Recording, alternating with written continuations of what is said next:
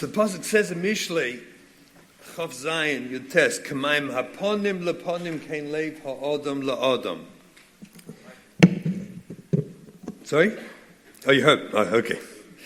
Zog Mesudus. K'mayim k'mo derech ha'mayim marim mis haponim b'doim le'haponim mistaklim bo. Just like water reflects back the face that's looking into it. If it's happy and smiling, then you see a smiling face. If it's miserable, you'll see a miserable face. Kein leiv adam la'adam, so is the heart of man to man. If you have a heart that's toiv on your friend, yitav gam libay, his heart will be happy too. V'imra teira gamhu, and if you have bad feelings, they'll feel bad too. Yadua dika pasuk, shat we all know, k'mayim ponim aponim. But you know what? Science finally caught up with Chazal. Finally. And we learn chidushim from the world of science that is reflected in this Chazal. And it's always like that. We just see it time and time again. And I want to just mention something, that a concept that I'd like to, again, to share with you, we should take home with us and understand this concept. So there was a big machadish in the field of psychology. His name is Dr. Stephen Porges. Grada a Yid, fine person. And he was machadish something called polyvagal theory. We're not going to go into the whole thing. But there were three concepts he was machadish in this polyvagal theory. The first was a tremendous chiddush called neuroception. What's neuroception? So a word he made up, neuroception. It's just like we have perception. I perceive. Through my senses, we perceive things. And what he recognized is in the world of safety, there's something called neuroception. Your nervous system, long before you're cognitively aware of what's going on around you, but your nervous system is already picking up details of threat. This is called neuroception. Everyone knows this. When you walk into your house one night and there's a mood, there's a matzav. Yeah, you know what I'm talking about? There's a feeling. There's something there that you're nodding. Do you understand what I'm talking about? This is called neuroception. Yeah, good, okay. Neuroception. Like, what's up? And you know something's up. Your nervous system is already putting you into a place, I don't know if you're aware of it, where you're already entering in defensively. This is one of his big chidushim. You're consciously perhaps not aware yet, but internally you feel it. If you can tune into it, you know you're aware of it, and you're already acting defensively. Which, of course, you can imagine, k'mayim ponim al ponim, what happens when your spouse picks up that which your nervous system picked up in your spouse of their discomfort with you because you're late, because supper's burned, you didn't come home on time, where were you, shopping too long, who knows what the issue is. But you're already picking it up and bouncing off each other before you even said a word. This is called neuroception. And we have to learn to trust our neuroception. And I'll tell you why. Because if we can tune into it, we become aware it exists. If you can just accept it, it's true. And when you start picking up those feelings, recognize the likelihood is you just became defensive. You just became protective. And the next thing out of your mouth, if you're not careful, will be something that protects you from the person you perceive, your spouse, who's threatening you. And of course, how do you think they'll receive that? Exactly. And so it goes weiter and weiter and weiter. First concept I want to talk about. this idea of neuroception, that we could embrace and understand when you're picking something up, you probably are, and you need to own that quickly, or you're going to get defensive. I know what she's thinking.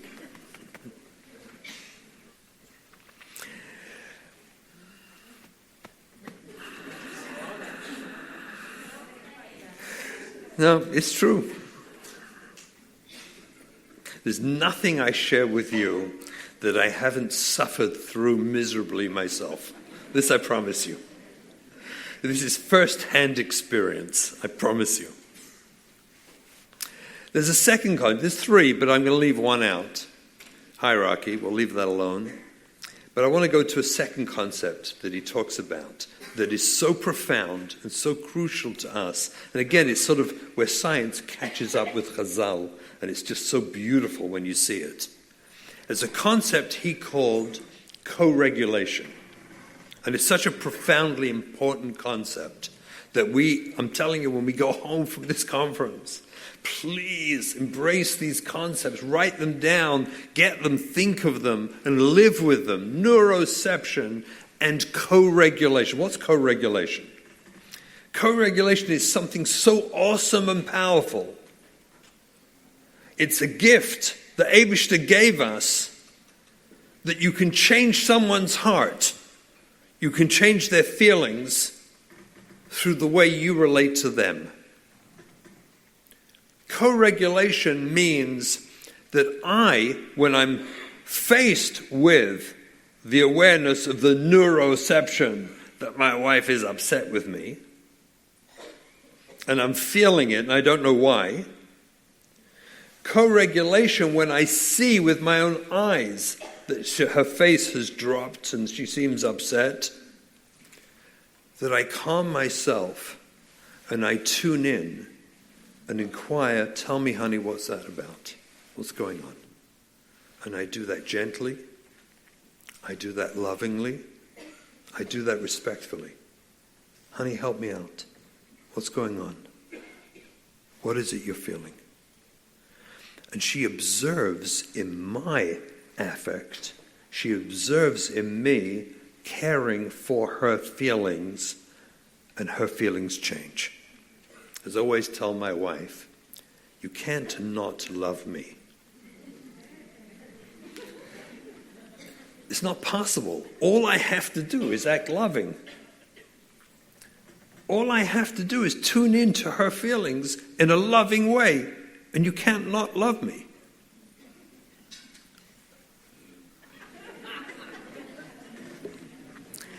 When we spoke at Mezbush, the last conference, this Nifladika conference that we had, that was so life-altering, that was so incredible, I spoke about, take a look at if you haven't yet seen the videos from that conference, the one I spoke about, Ben Sora V'Mora, and I spoke about meta-communication.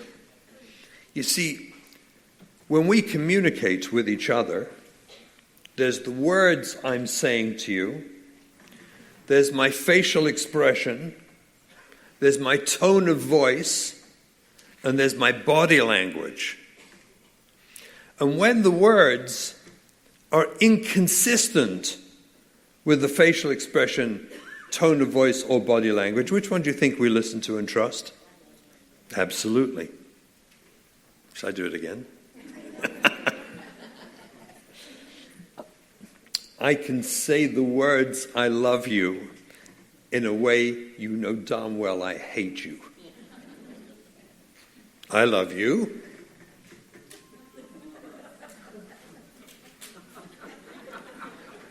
Your Honor, I said those three words, I love you.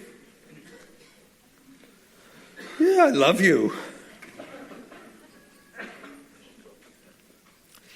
Co-regulation means I harness the power of my facial expression, my tone of voice, my body language. I own that. I recognize the gifts Hashem gave me in my facial expression, body language, and tone of voice, and k'mayim panim al panim ken leva adam, I can change her feelings. These are gifts Hashem gave us that we need to use. We need to recognize that neuroception, that there's something off going on. If we're picking it up, it's real. And instead of again, you're in a mood. What now? Okay, what did I do?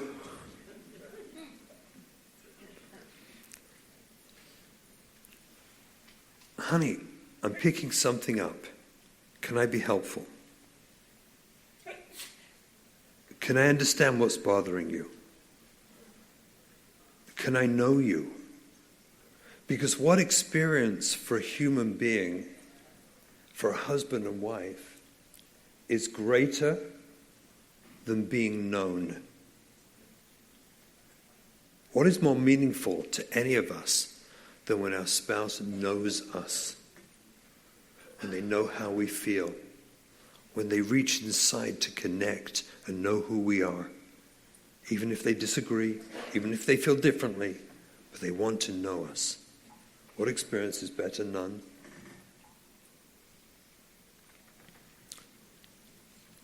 This is so crucial to what we're attempting to do, all of us, by creating this environment for our children where they'll want to reattach to us. Because after all, what happens when our children go through their struggles and we didn't know about how to do crisis chinuch? We never heard of twisted parenting. You never heard of me, of Avi, of anyone. You never heard of anything. What did you do? Well, I'll tell you, you did everything wrong. That's what we did. Ani Harishan. I was first in line for doing everything wrong. We all did everything wrong. And our kids detached from us because it wasn't safe to be around us. And the life we were trying to give them didn't feel safe to them because we didn't know them and we didn't understand them. The place where they learn to reattach to us is through us, is with us, is witnessing that willingness and desire to know each other, to reach into each other, to love each other. That creates the environment within which the magic can work. When you have a machloikas, husband and wife, there are 3 options in front of you, 2 bad ones and 1 great one. The first option is where you believe in your head that essentially I'm right and you're wrong. I don't know if anyone's ever experienced that. But if you have, you know it has a very bad outcome. The problem with I know I'm right and you're wrong is that chances up your neuroception will chap. And when you chap, you will not be happy to know that I believe you're wrong and I'm right. And so I activate you because I believe I'm right and you're wrong. I activate you to make you defensive. I put you offline. Which basically wrecks everything for both of us because then you attack me back to protect yourself. So the moment you believe between husband and wife, I'm 100% right, and the other person is wrong, you're both wrong. You're done. It's a very dangerous place to be because you know you're going to activate your spouse who will then activate you and you'll both be offline and it'll be very miserable. What's option 2? It's also a bad option. Option 2 is you're right, I'm wrong. Bad option. Number 1 is you don't believe it. You don't believe it. And guess what? Your body language, facial expression, tone of voice, and body language will tell her or him, that I know you're wrong. I'm just saying it. Yeah, you're right. You're right. Okay, you're right. Fine. You're right. How convincing was that? It's like just slap him in the face. Now you're playing games. You're patronizing me. Any belief based on I'm right and you're wrong, or you're right and I'm wrong, chances are you're both going offline. And you're going to have a miserable machlokes. It's not productive. What's the healthy place to be? Is we're both a bit right and we're both a bit wrong. I have what to learn from you and your uniqueness. Your perspective is not mine. And I have what to learn from you. And your spouse can respond, and I have what to learn from you. It's not about right or wrong. And when you have that, your body language informs your spouse, I care about what you have to say. I value your opinion. And in that act, and in that moment, you are co-regulating. Do you understand what you're doing for each other? You're co-regulating. You're picking up. This is like incredible diagnostic and neuroscience, but your nervous system is picking up that I'm safe with you. And when I'm safe with you, I relax. And I don't get defensive. And I breathe. And I feel cared for and understood and loved. And then we can have a productive disagreement. This couldn't be more crucial for everything you're going to learn this weekend and everything we try to do to try and help our kids. Without this, we've basically undermined everything we're doing. There couldn't be anything more important than working out how to do this. And I'll tell you why. Because of the gift of attachment. You see, when you do this, when you co-regulate, when you tune in and respect the fact that, you know what, I'm a little bit right, you're a little bit right, I'm a little bit wrong, you're a little bit wrong. You know, we have what to learn from each other. Let's do this together. We each have different perspectives. Not only do you attach to each other, not only do you connect to each other, but you provide an environment in which it is safe for your child to reattach to you. And after all, what is this all about? What is Kesher Nafshi? Nafsho kshura benafsho. It's about reattachment. We all recognize we're losing the attachment to our kids. They've disconnected from us. They don't want us or our values, Rahman al-Islam. They don't want it. And they've gone through their traumas and struggles, and we're desperately trying to reconnect them. The primary reconnection is through the environment we create at home. If we don't create the attachment to each other, then we don't create the potential for their reattachment to us. Does that make sense? It is crucial. This is not just living a nicer life. This is fundamental to everything we're trying to teach and bring awareness to. This is an absolute critical, fundamental piece of this puzzle for how we're going to reattach and help our kids to come back to us. We do not create the magic of inspiration that brings our kids back. We don't do that. That almost always happens somewhere else. A mentor, a Rebbe, a friend, a girlfriend, or a boyfriend. Who knows where it happens? But it almost always happens out there. It doesn't happen from us. But it almost never happens if we don't facilitate the reattachment with our children, the environment where they want to fantasize and believe that this is an environment they want to be part of. And the way we create that environment is through the authentic reattachment or healthy attachment between husband and wife is where we create the primary attachment, the environment where they want to be back in our lives. I cannot understate how crucial this is. And I want to say again, as I said at the beginning, that for those at this stage of life who do not have a spouse to practice this with, practice this with everyone around you. Practice this on the phone with friends. Practice this with relatives. Practice this with the children. Create an environment where around you your interest is connecting, attaching, knowing, creating safety. This is what we have to do if we're going to get our kids to come back. What is validation?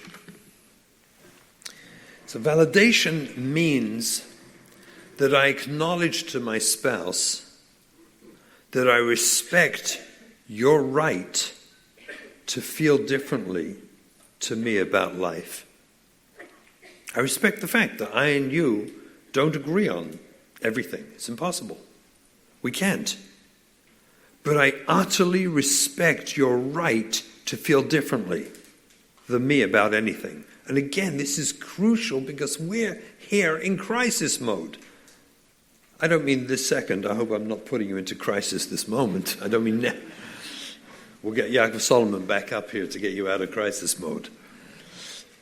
No, what I mean is in our lives with our kids, we all know this. We're living a life where we feel under siege, where we feel that every second, who knows what could go wrong or what could happen next, what crisis we're facing today, tonight, tomorrow. It never ends. Every moment seems to be another twist and turn, and we're in crisis mode. In crisis mode, you go offline, as I said before. In crisis mode, you go into self-preservation. In crisis mode, it's very hard to connect with your spouse naturally because everything's so scary, so frightening. Therefore, kal v'chomer, ben benoisha kal v'chomer, how much we have to work. We, us. And I want to tell you, it's a beautiful thing. Because what are we saying, sof kol sof? We're going to create love. We're going to create loving marriages, loving homes, loving environments. We're going to thank our children. As I said to our eldest daughter, the chasna, when she asked mechila from me, and I told her, Liba, you gave me more than you took from me. I was referring to this. You gave me more than you took from me because you forced me to go to a place to create a loving home and environment that I probably never would have stumbled across if not for the desperate need to help you. This is the gift we have here.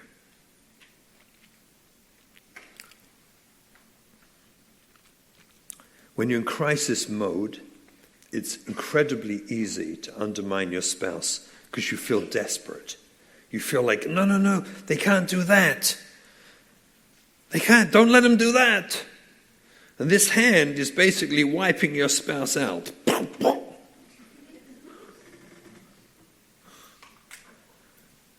No, please, come on. No. Making them feel like 2 cents and stupid.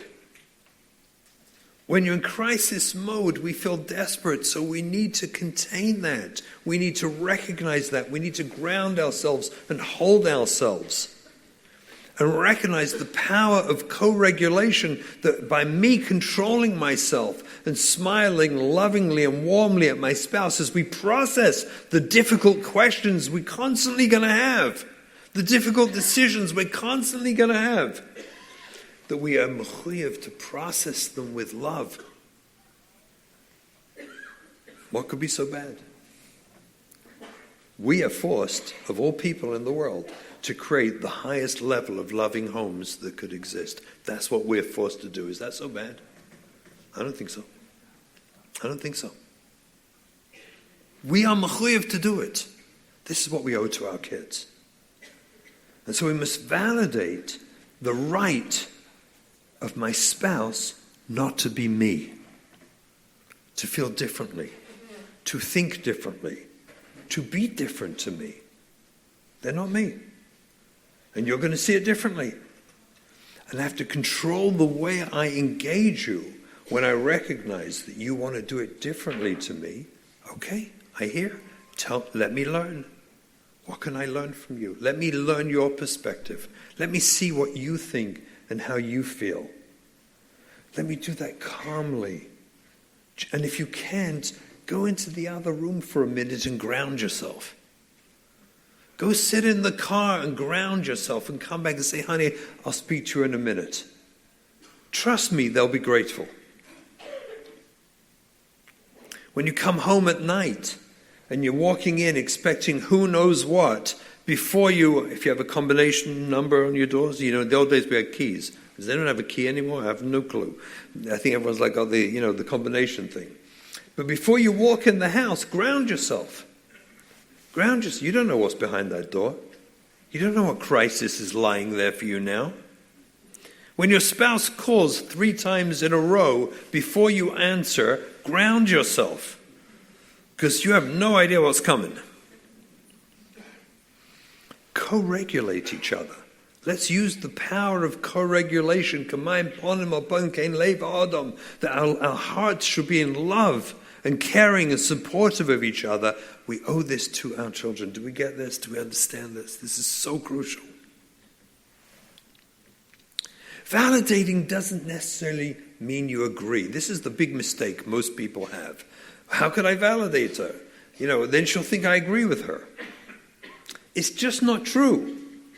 Validating means I believe you have a right to feel differently to me. And I honor that right. And I have no clue. Maybe you're right and I'm wrong. I don't know. Validating doesn't mean I have to become vishtachavim. Yes, I agree with you. You're right. I'm wrong. That's patronizing. Validating means I respect your right to feel and think differently to me, especially in this crisis situation we're in right now. You come home, imagine the following. You come home and there's a matzav, there's an atmosphere. It's gone on for a few days now. Eventually, one of you says something like, I don't know, you've been very cold these last few days. Big mistake, by the way. Big mistake. To which she responds, I've been cold.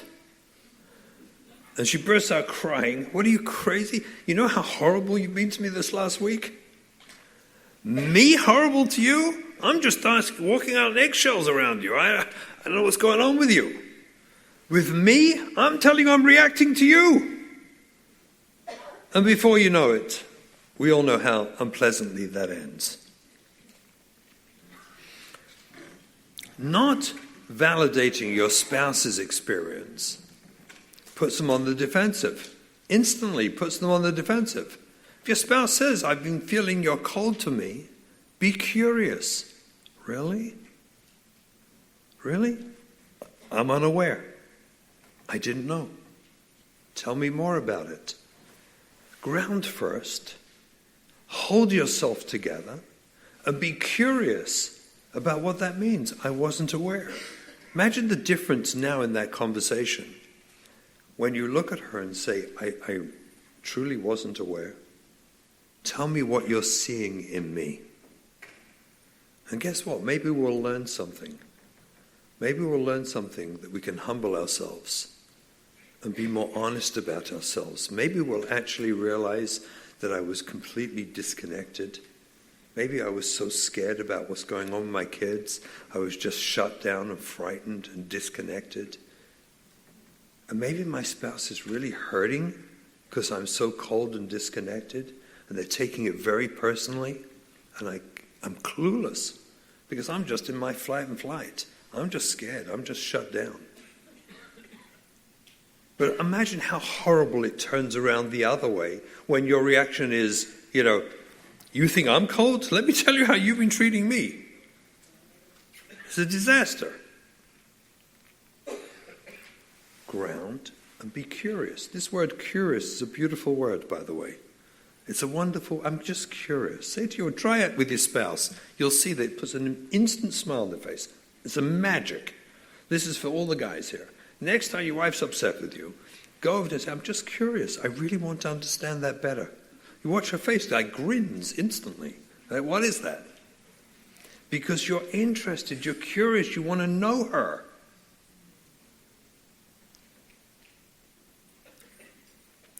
Most of us men are not deliberately out to lunch.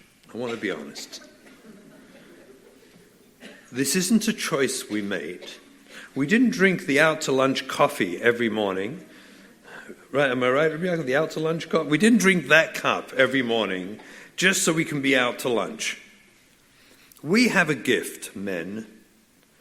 It's a wonderful gift. We have the gift that we can, create dissociative disorder in ourselves like this. We can disappear into a sugya, into work, into anything other than listening to you. Let's be honest. It's a gift. Hashem gave it to us. It's not our fault. When you personalize that gift that Hashem gave us, we don't take that well. Mostly because we're still not hearing you. And we have no clue why you're so hard on me. We have to be curious. If a wife says to her husband, I'm curious, honey. I don't know if you're aware, and I'm sure it's not deliberate. Have you any idea what I'm feeling? Most men have no clue what you're feeling, let's be honest. We don't have a clue. But when you ask us like that, we often say, nothing. Am I right? We have no clue what to say. How are you feeling? For us, that's like,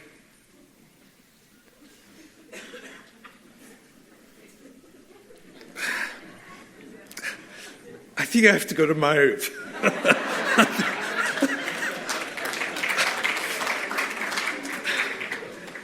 We thank Yaakov Avinu for Ma'ariv, trust me.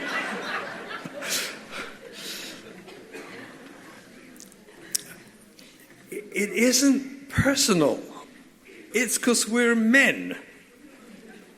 But if you're curious about us and you smile, it's amazing. And you smile at me and say, I'm just curious. Does it work? Absolutely, she said. Look at that. Absolutely.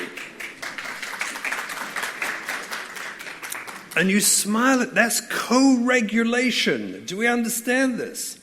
Co-regulate. I have the power to turn what was otherwise going to be a disaster. When she says, have you any idea what I'm feeling? This will not end well. Again, you're upset? What'd I do this time? But when you're curious and you say to him, honey, have you any clue what I'm feeling? Have you any idea? It's okay. I love you. Just have you any idea what I'm feeling? I'm just curious. Okay. I think I can work with that. You're curious about how... Say it again. What I'm feeling? No. What I'm feeling. Oh, right, I got it. 1 second. You're curious about... Do I understand what you're feeling? Can you give me some options? Let's start.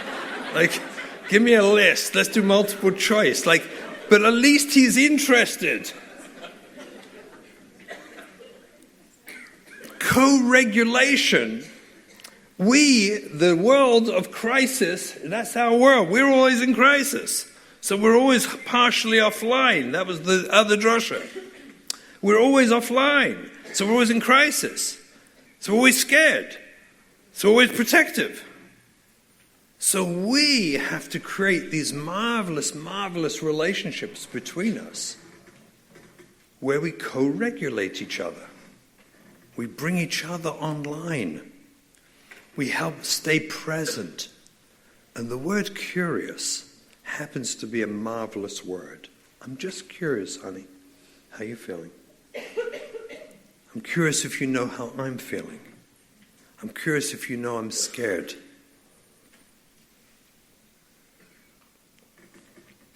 I'm curious if you know how frightened I am. And so we connect because we do it in a way that says, I'm not your enemy, I'm your friend. I'm with you, I'm here with you, I want to know you. This creates the foundation on which we hope our children will observe and feel safe with us and desire to be with us, around us, because they see and feel that safety. They witness it, they experience it. We co-regulate them. Does this make sense? This is so profound. If you don't do that, you end up arguing about the Metzias. I never said that. I know what you're talking about. I never said that. Yes, you did. You said it. I heard you say it. Actually, what they're really saying is, I know, well, they're not saying this, but this is what they're actually saying if we could, annotate. I understand the words you said did not say that. When you said to me, leave me alone. You thought you said, I need some space. I just need some space. That's what you thought you said. But when you said, I need some space, you said, leave me alone, bug off. Leave me alone. Get out of here. You're bothering me. And you actually thought you said, I need some space. Honey, I need some space. Just need some space. Which is a totally legitimate thing to need. But your body language, facial expression, and tone of voice didn't say, I need some space. They said, leave me alone. Get away from me. You're bothering me. You're threatening me. Your happiness in your marriage depends on your ability to co-regulate, because there will always be conflict between us. Simon said what I have explained time and time again, that men and women don't get along naturally. That's obvious. But in the world of crisis with our children, in severe crisis where there are really difficult problems and struggles and pains and embarrassments and shame and protection of other children and the neighbors and the school and the phone calls and everything else we got to deal with, and all that while she's walking out the house barely clothed in the middle of the winter, we're in crisis mode. We have to respect that in crisis mode, the worst of us comes out, not the best of us. And what our children need to witness at that precise moment is us co-regulating each other, tuning into each other, being sensitive to each other, being kind to each other, validating each other's right to be them. If you're scared, I get it. For years, my wife and I took turns. When one of us just blew a fuse, we'd step in and send the other one, go take some time out. I'll take over. It's okay. And you give them time out. And it's so appreciated. Because you can't live in crisis every single second. So you have to tune in for when that fuse is about to flip and reach into it with your spouse and say, maybe I'll take over now. You go take some time off. Go to sleep, go for a walk, go for a drive, go shopping, whatever you need. I'll take over. We have to tune in, which means we have to be curious about how your spouse feels all the time. And we have to express that curiosity with our facial expression, our body language, and our tone of voice. Because if you don't, they will hear the opposite. Our goal is to validate the right of our spouse to feel different. We're going through crisis with our kids. All of you have had the painful experience everyone here, of trying to get absolute clarity from someone about what you should do next. Has anyone not had that experience? When you were desperate to get someone on the phone who could just tell you what to do next because you felt desperate. And you can't get that person on the phone and you don't know what to do next. And you're in a desperate matzav. You feel desperate. In such a matzav,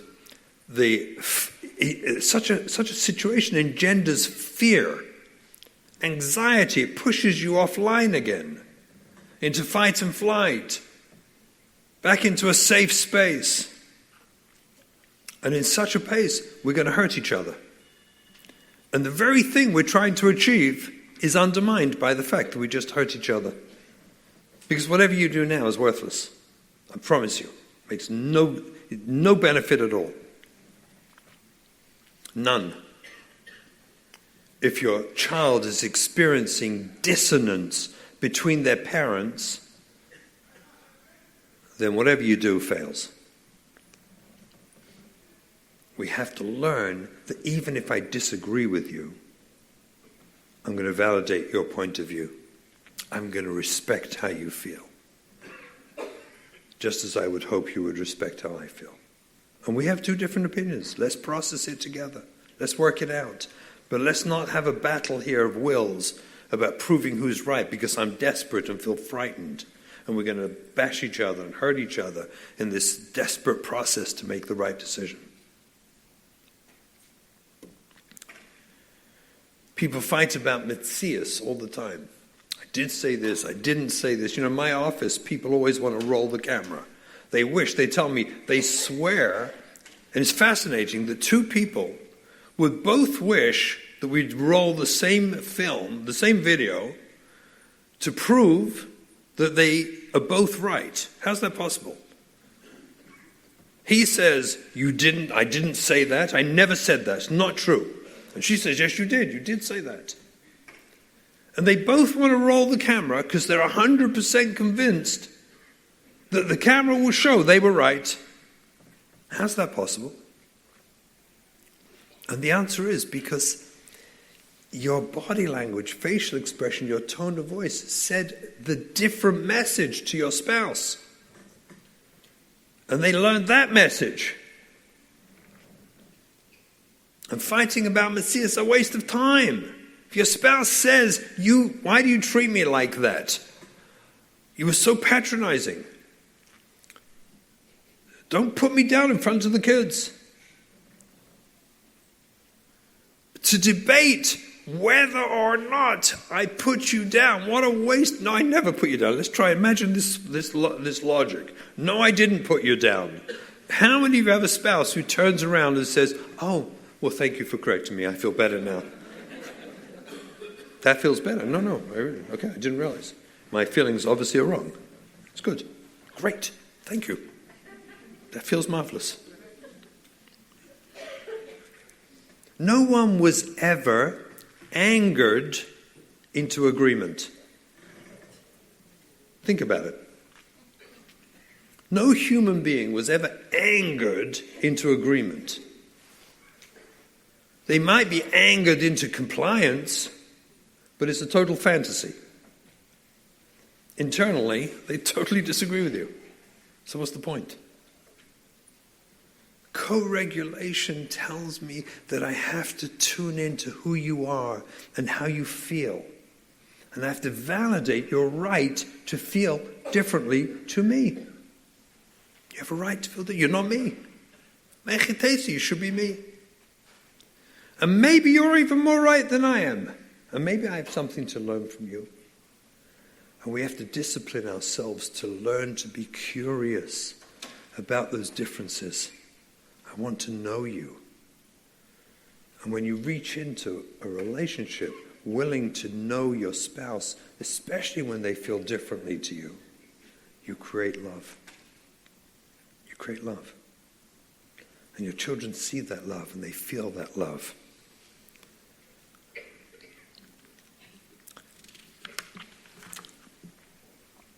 I want to review.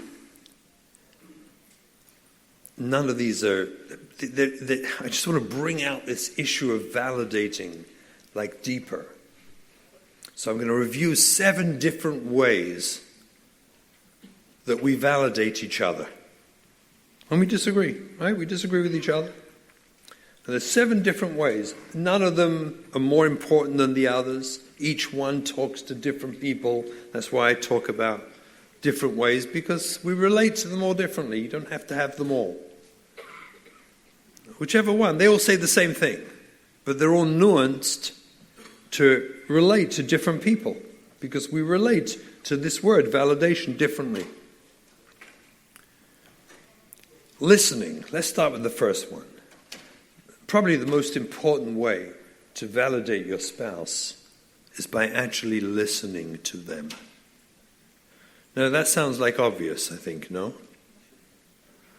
Okay, so now for the record, all the ladies just went like this. Just for the record. And all the men did this. Let's talk about listening. Listening. What does it mean to listen? Listening means, and this is incredible Chiddush, amazing, shocking actually.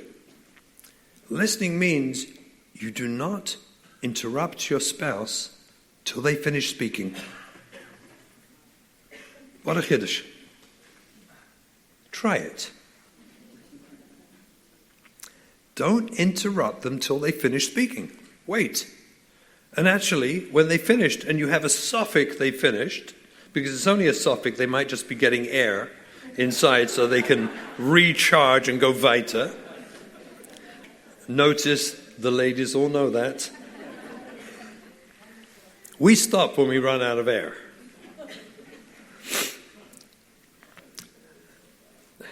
See, there's some guy over there saying, yeah. Don't interrupt till they finish speaking. And you know what? When you think they finished, say, honey, did you finish?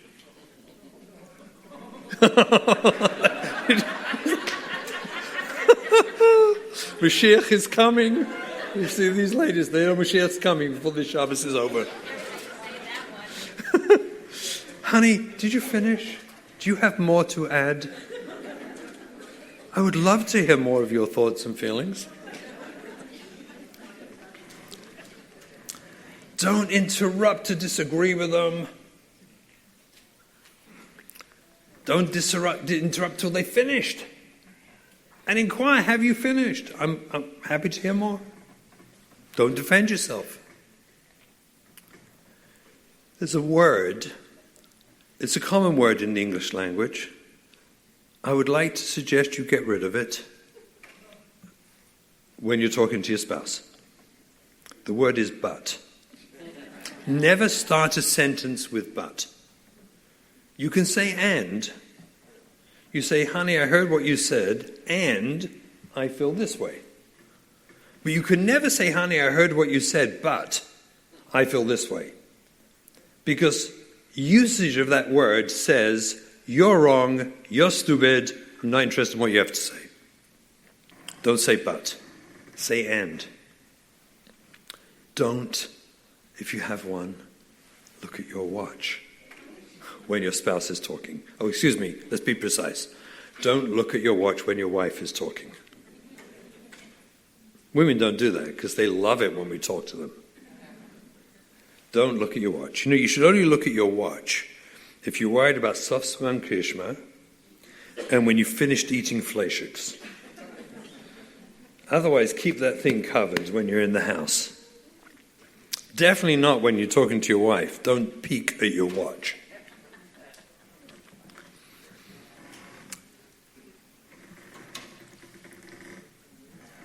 Rabbi Yaakov mentioned about the cell phone. Okay, speaks for itself. Let's move on.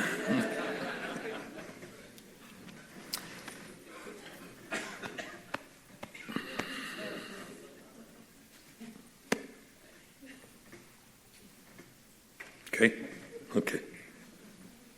Enough said. It's too painful. Let's just move on from the cell phone. But I think maybe in your oven, we got the point? when you're listening to your wife? Listen to your wife. Listen to your spouse.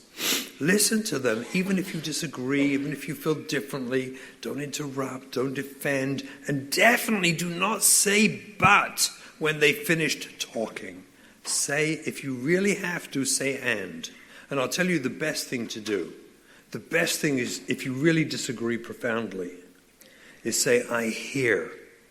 Repeat back to them what they said so they know you heard, and then ask for time to think about it. Ask, can I have some time? I'd like to think about it. I hear what you're saying. This is what I heard you say. Did I get it right? Okay, let me think about it. That's like, am I right? That's like top run, home run. Whatever you do, don't say but and don't interrupt. We have to listen to each other because listening says, I validate you. I validate your right to be you. I validate your right to think the thoughts you have. And I even validate that you may be more right than me. I don't know. We'll find out. Try and repeat it back. And if need be, ask for time just to think it over. And then address it later. That's listening. Supporting. Supporting means like this. Even if you believe that the goals of your spouse are unattainable or just stupid. It's crazy. It doesn't make any sense what you want to do. You want to open a whole school somewhere with cows and a ranch. You're going to import, 50, people to run it, and you're going to pay for them. And yeah, you're going to raise the money. Don't worry, it's easy. It's like, support them, support each other, even if you think that the goals or ideas they have for saving your child or helping your life are unattainable or just not realistic, but support them that, okay, I hear, let's think about it. Let's think it through, maybe. Fighting about it is for sure worse for your kids. So even if you think it's crazy, listen to it, support it. I hear you. Let's think about it. You go to Avi, and he tells you, the husband, here, I tell you what you're going to do. You're going to take your kid, and you're going to go to Alaska salmon fishing for 10 days. Get him out of Brooklyn. 10 days salmon fishing in Alaska. 5-star hotel. You got to go. Come home all pumped. This is what I'm doing. And your wife looks at you and says, I don't know. I don't know if it makes sense. You can't do that. First, listen, maybe it's a great idea. I hear. Let's think about it. Support the idea. You come up with a crazy idea, it doesn't matter. Maybe it's a perfect idea. I don't know. The fact that I think it might be crazy does not mean that you think it's crazy. Support the idea and acknowledge, we'll talk about it. We'll discuss it. Even if you think it's nuts, it makes no sense. And anyway, he just wants to get off work and go fishing, with his, and you're left at home with 9 kids. And 8 of them have COVID.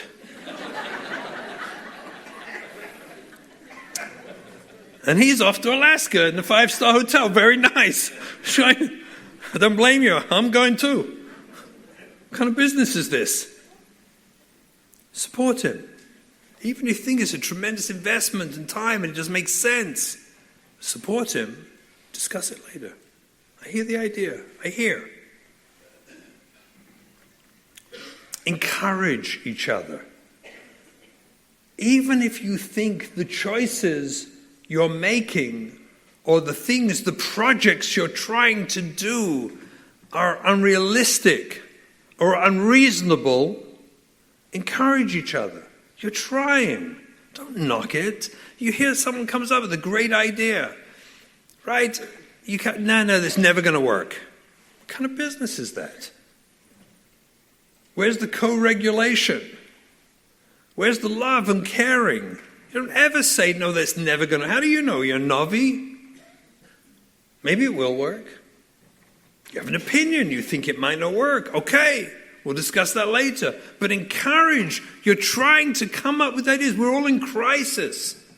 We're all in crisis. We're desperately trying to come up with ideas and answers, and some of them are going to be crazy. Someone once told me years ago, I met someone who was a very young executive in advertising on Madison Avenue.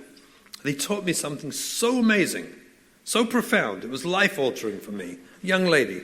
She was an executive. And she told me that she changed her... I said, how do you become an executive in advertising so young? She was barely 30. And she was like a big executive already. She said she came up with an idea that changed her firm.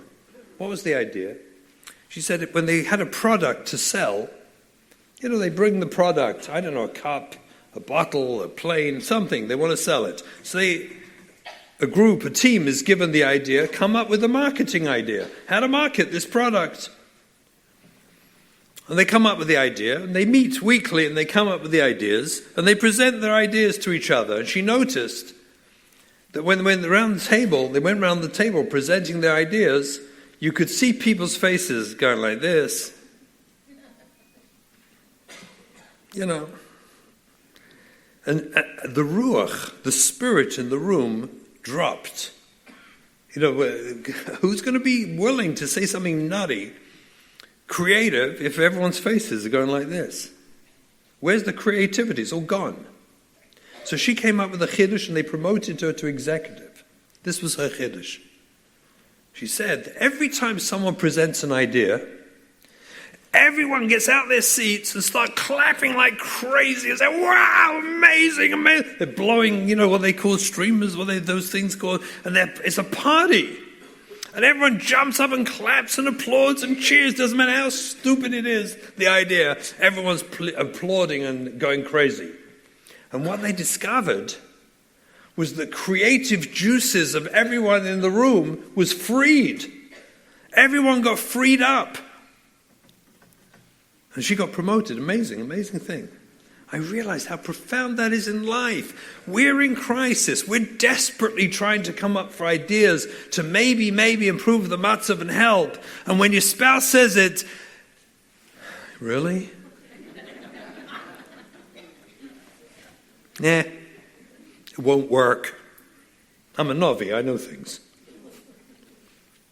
And everyone just feels like, okay. Be joyful, support them. It doesn't matter how crazy it is.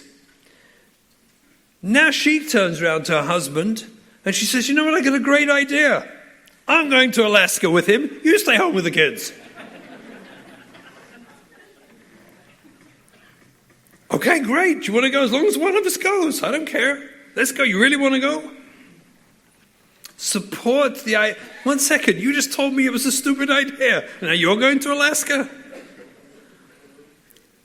Support her. She changed her mind. She wants to go. Leave you home with 8 COVID kids. See how you manage. Even if you think they're unreasonable, their ideas are crackpot, nutty ideas, cheer, rejoice, encourage, make them feel special. You know why? Because when you do that, we all get creative. And when you throw cultivasa every time, now we can't afford it, we can't this, I don't have time, everyone does, okay. Encourage them. Be excited about it. It doesn't matter whether you agree or not, it's irrelevant. But the more excited you are, the more together you get creative and you find solutions and you find ideas and you create love. Respecting. You have to respect the right of your spouse to think and feel differently to you. You know, we all float around in a deus bubble.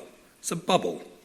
Right? Deus. The Rambam says, Deus harbi yesh la'adam, ve'ena doime zulazu. We're all in our bubble. And we're all floating merrily around life in our bubble, thinking I'm right about everything. Everything in my bubble's true. Everything outside is false. I'm right about everything. And we're all floating around this deus bubble until someone comes and goes, beep. Usually it's our kids, by the way. Beep. You have to respect the fact that your spouse is floating in their bubble, totally as clear that everything inside their bubble's right and yours is wrong. We're all floating away. We're also in total world of dimion, thinking, well, I'm right, she's wrong, and she's thinking, I'm right, he's wrong.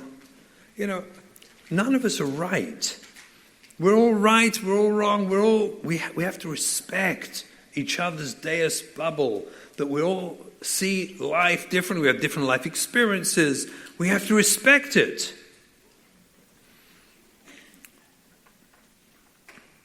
You have to respect the fact that even though Avizar go to Alaska, that only one of you agrees that Alaska's a great idea. But that doesn't mean you say you shouldn't go. I don't have to agree that it's a good idea. Maybe it is, maybe it's not. How could I know? But if you believe it is, I'm with you.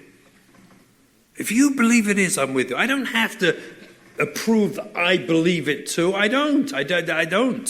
But the fact that I don't believe it's true doesn't make it false. And guess what? The respect we have for each other, by respecting your right to be different and to believe different, is actually far more important overall in helping our children than whether this particular issue I was right or wrong. It's not relevant. The atmosphere of love and caring and respect for each other is far greater than this particular Alaska trip. Does that make sense? Trusting. We have to trust each other. You have to trust your spouse and their feelings and opinions, even if they do not align with yours. There is no way we're going to see life identical. It's impossible. We will actually frequently discover that we feel differently about things. There are things that are of value to me that are not necessarily to my spouse of value, and that doesn't make them bad or wrong, or me right. It just makes me different. Can I mention the plants? Plants, can I mention? Oh, good. I like plants. I talk to them. And they grow in my presence. I'm one of those people with a green thumb. Do you know those ones, those lilies with the red lily thing comes up in the middle, right? They're like green, right? How many lilies do you ever get, like maximum at one time? 4 or 5, right? 4 or 5. You know what I'm doing, those plants? Right? They like these like nice lily things, right? You get 4 or 5. I have one in my office that has 22. 22. And when I came back after the summer, it was dead. And I brought it back to life in my office. My wife, soll sein gesund und stark, thinks I'm tight meshuggah, in love with plants. What is wrong with you? She thinks I'm a semi-nutcase. If she catches me talking to them, she's ready to call a psychiatrist. She would be happy if they were all silk and we just leave them alone and fine, done. But she loves me. So therefore she loves me and my plants and lets me be with my plants. I know she thinks I'm a semi-nutcase. I got it. I know, for the record. It's my indulgence. It's my thing. I don't know why I love plants so much. I got them all over the house. I got a whole tree growing in the living room. Right? Isn't it gorgeous? You have to admit, right? But it doesn't talk to her. And if I go away for a few weeks, achem veh on those plants. And I have to accept that. And not expect that she should feel towards these plants like I do. And maybe she will, or maybe she won't. It's not her job. She doesn't have to be me. I have to be me. I cannot expect her to be me. Do you understand what I'm saying? You have to trust your spouse's judgment. Sof kol sof. One of you is going to Alaska. This is the bottom line. Trust me, one of you is going. And you have to accept that. Whether you can afford it or not, or whether you think it's right or wrong, if one of you decides you're going, trust them and go. Geh Gesundheit. Accepting. You have to accept each other for who you are, not try and fix and change each other, but to truly accept you for who you are. You can never intimidate or manipulate or attempt to change your spouse to be you. It's an utter waste of time. It will throw them offline. You'll end up again in your fight and flight, being defensive. The whole circle of negativity starts. You have to accept your spouse. This is who you are. And I have to accept you the way you are. You know what? I wish you would accept me the way I am, with my flaws, with my chesronos. So I will honor you the same way. I will accept you. Even when I have strong differences, and I'm scared that the choices you're making may be bad, I still accept your right to believe those choices are true. And we have to talk it out. Okay, no problem. But I have to really accept in my heart of hearts that I do not have access to emes muchlat, emes lamitosoi, absolute truth. I only have access to my truth. You know, Chazal say emes lamitosoi, truthful truth. What is regular truth if there's truthful truth? Because emes really is just my perception. It's I'll tell you the truth. Let me tell you the truth. You know, I'm going to tell you the truth. You know what that means? I'm going to tell you my humble opinion that could be wrong. That's what it means when you say I'm going to tell you the truth. That's all it means. It's my humble opinion and I could be wrong. It's a lot easier to say that the first time. It works better in marriage. Can I share my humble opinion that might be wrong? Instead of saying, I'm going to tell you the truth. Ich sag demes. Ich sag demes. Feist? Ich sag besser.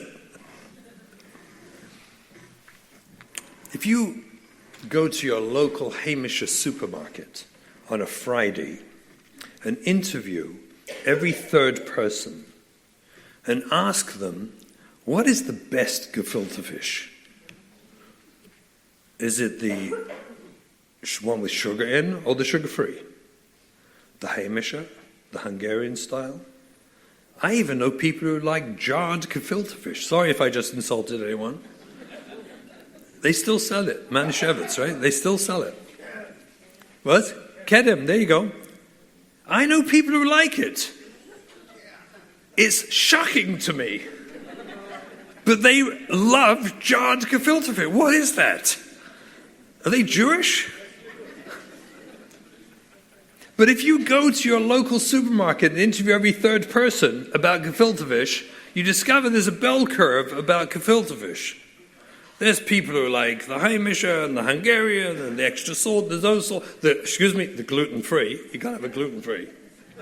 I think there's even a coffee-flavored one. Did you know that? A coffee-flavored gefilte fish. What? I don't know. People have different tastes in gefilte fish. And there are people who like the jarred. It's true. If you know someone, I have appointments for them available. But there you are. Accepting your spouse is accepting the difference, a bell curve of life. And I don't necessarily know the truth. And when you're in crisis, I just want Chaza Iber again. When I'm in crisis, we're in crisis. How can I accept what you're saying? Who knows what could be? That's always worse than accepting them. And accepting the fact that whether you like it or not, he's going to Alaska. He's going. And you're home with the 8. How many kids with COVID? I think there's 9 now. All 9. They all got it. we have to accept each other and understand we feel differently about life. And that fight we're going to have makes it worse. It's much worse. It doesn't create the environment of safety in which our children can grow up and be healthy and reattach with us. And the last one is, this is number 7. I've lost count. Is this number 7? Gewaldig. Always negotiate disagreements. Always.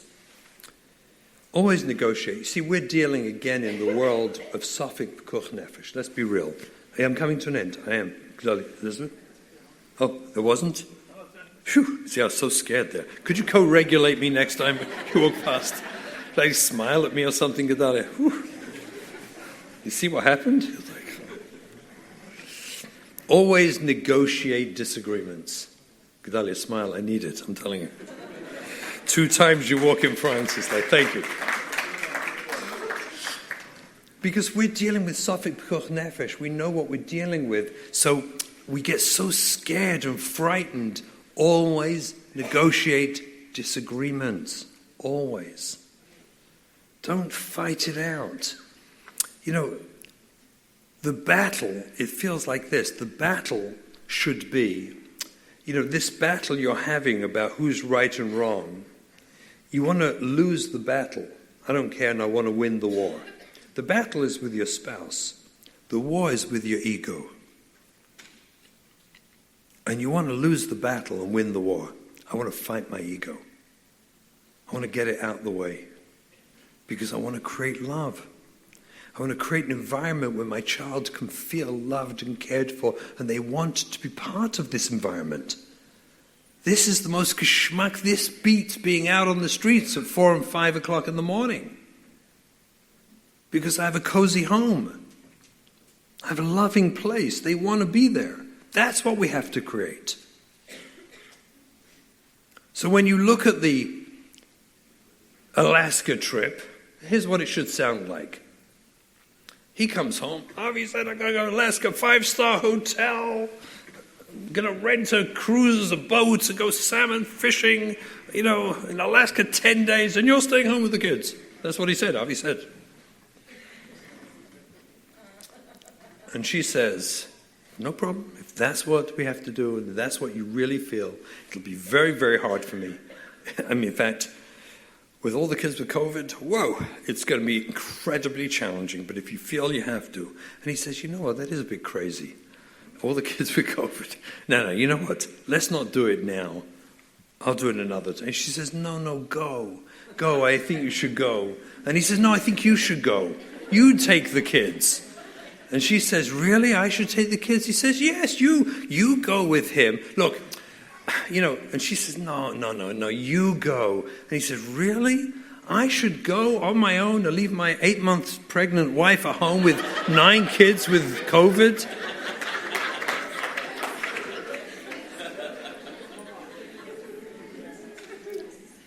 And they both laugh.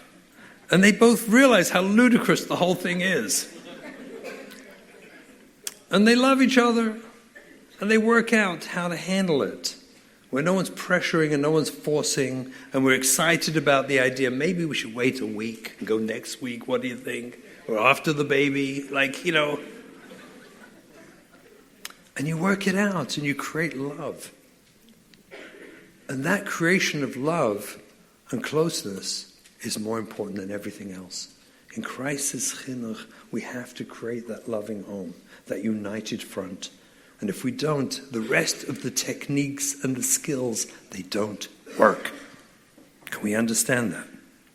They don't work. Or shall I say, they have partial effectiveness. That's probably more correct. They have partial effectiveness. They're not fully effective.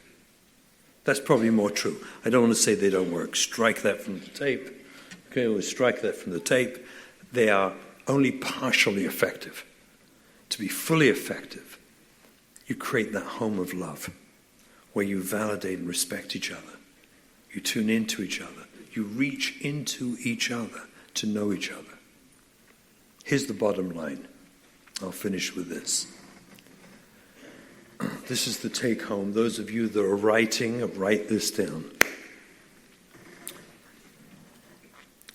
Did we print all those little cards I wanted to give out? Did we ever do it? I am me? No? Chaval. We should. What? We'll get it. Yeah. I really wanted to have it, but we forgot. We were so phenomenal. I wanted to have cards, magnets to give everyone. We couldn't get it on time? Oh. Well, that's just not good enough, Gedalia.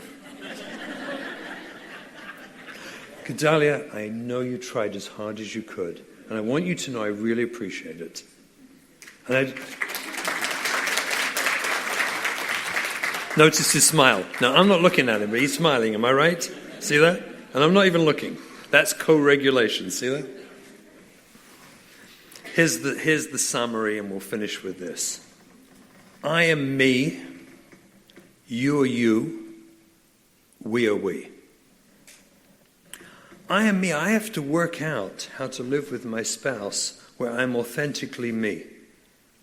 I live within the truth of who I am. I can always feel safe to tell myself, spouse, honey, I feel like this. This is my opinion. It doesn't make it right. It's just how I feel. I am me, but I got to work out a way to live authentically with me in a way that doesn't hurt you. That's I am me. You are you. I have to respect the right of you to be you. You're not me. And I have to embrace and expect you to feel differently to me. And I want to respect that. You are you. You're not me. You don't have to be me. And sometimes, especially in crisis mode, we both have to give up who we are and how we feel. We are we. We have to be bigger than each of our egos for the sake of our kids, to put them first and put our needs last. Sometimes we are we. And we will not go on vacation. We didn't do vacations for about a decade. We gave up for about 10 years. We did not go away together, ever, for about 10 years. Because we are we. And even though we wanted it and we needed it, we knew we couldn't do it. And there are lots of things we have to give up together to help our kids. But if we live within those principles of I am me and I work out how to be me in a way that doesn't offend you, that's my job. And we each have to do that. And I can work out how to honor you to be you without trying to change you to be me. And we can both recognize that sometimes we are we. And we have to both give up. And give up in a serious, deep, heart-wrenching way sometimes. We have to give up our Shabbos table. The Shabbos table that we dreamt of, that we thought it was going to be. We're going to give up sometimes the Kedusha in our home to accommodate things that we never would have accommodated. We're going to give up long divrei Torah at the table on Shabbos. If you haven't yet, do. Give it up. We're going to give up the dreams we had early on in life because we're going to create an environment of love and harmony where our children will find a way back, where they'll be accepted and loved. We are we. And we each give up of ourselves to create that environment. This is the formula. I believe this is the prerequisite on which everything in crisis chinuch and TP will then have a foundation which will be built and we can really help our children. Thank you very much.